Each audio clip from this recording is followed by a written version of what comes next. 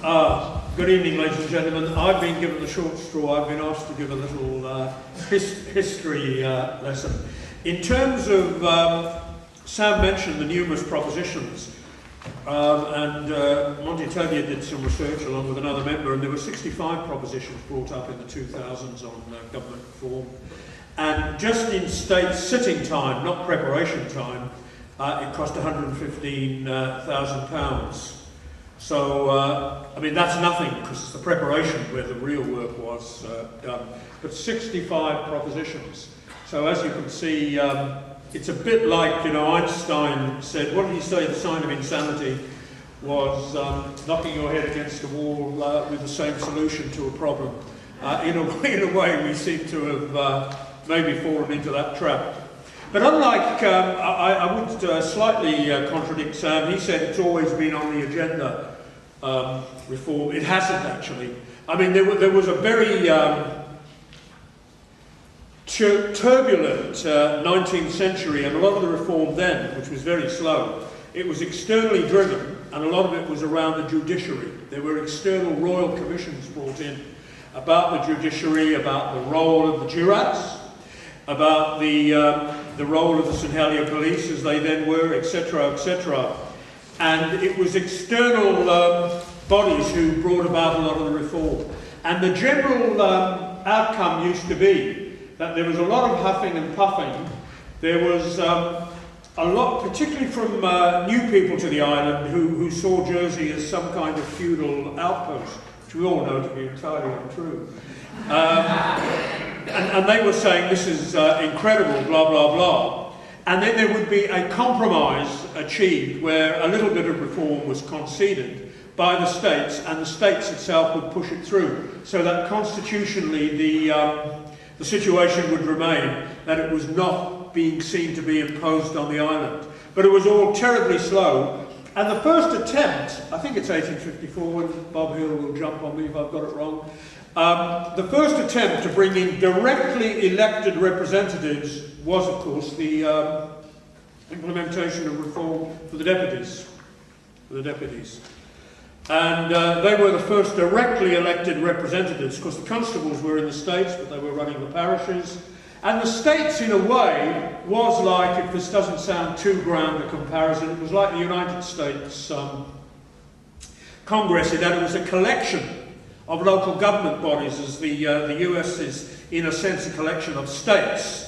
So the states was a collection of parishes. It wasn't what you might call a national legislature, and it never really grew up. And that, in a way, explains a lot of the history and why a lot of this debate revolves around the role of the constables, and should they stay or should they not stay.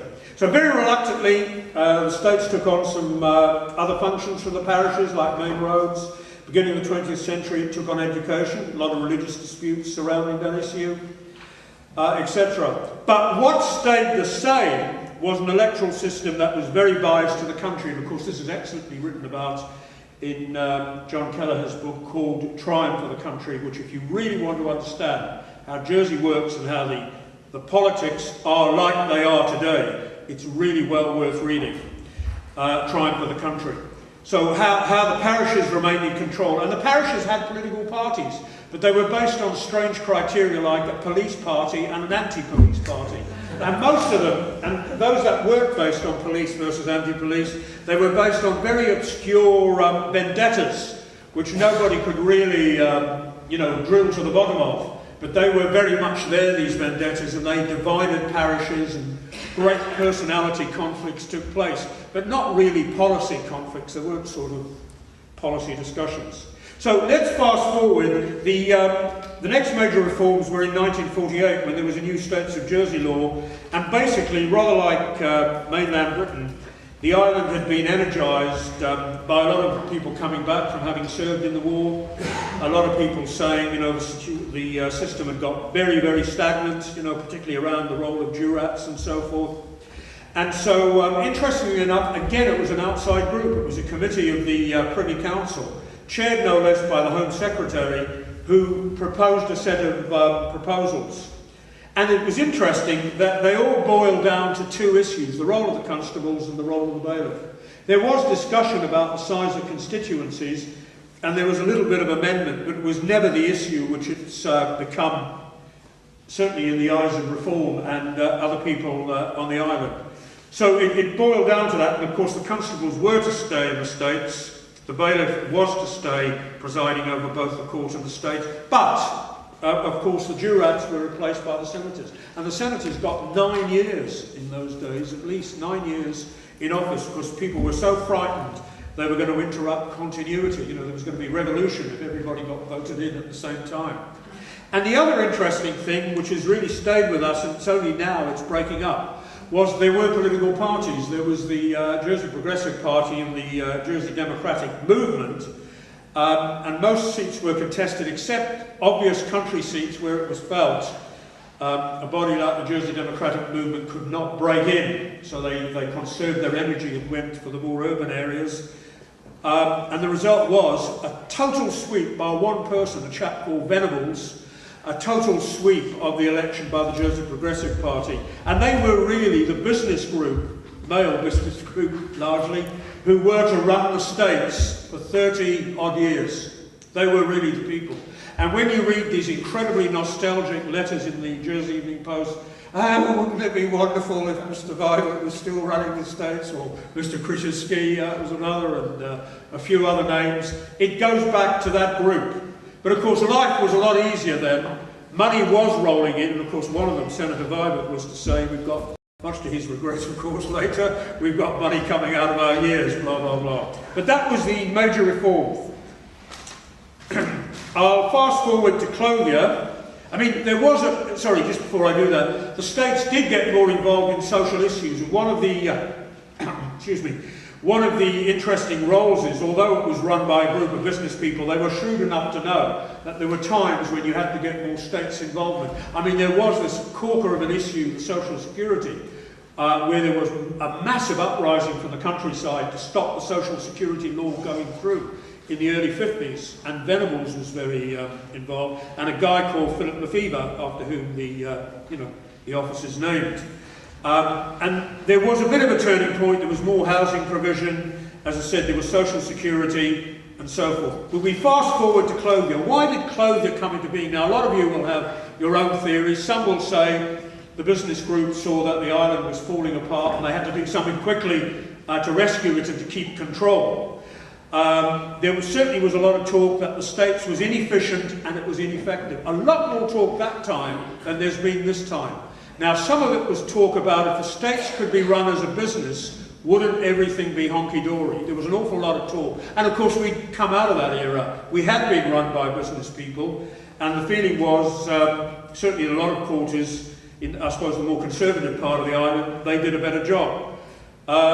So that was the main issue. But there was much more talk of efficiency and effectiveness, and that the committee system was ponderous, it was slow, there was all this stupidity of sending acts to each other, why couldn't we talk to each other, etc., etc.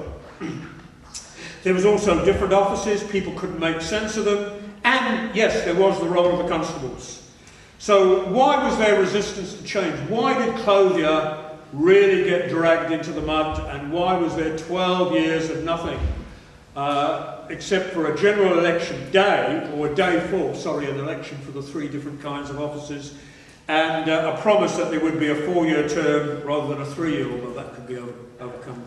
Why the resistance? Well, as Sam said, vested interests, the different groups in the States, and there was no doubt, it was seen very early on, that the role of constables was going to be the great battleground. And because of the voting power they exercised in the States in those days, which is still exercised to some extent, and so forth and so on. So that was the major issue. And then the deputies were accused of vested interests, so they reduced the numbers of senators, and that was all seen as that as well. The other reason why, not why it was resisted, but why I think it never led to where it would, and this has been a bit of a eating of humble pie on my part, was there was an assumed growth of political parties embedded, I think, in the Clothier report.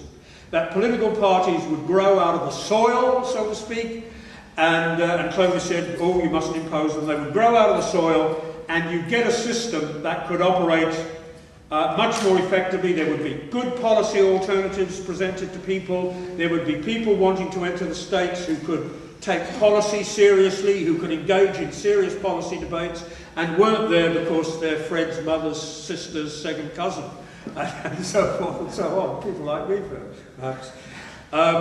Yes, so there was that assumed growth of parties. The other thing was, Clothier made a mistake, the meetings were not public. It had the feeling, although there were local people involved and they did an excellent job, and some were in the audience, there was a feeling that it was a bit of an elitist project imposed upon people.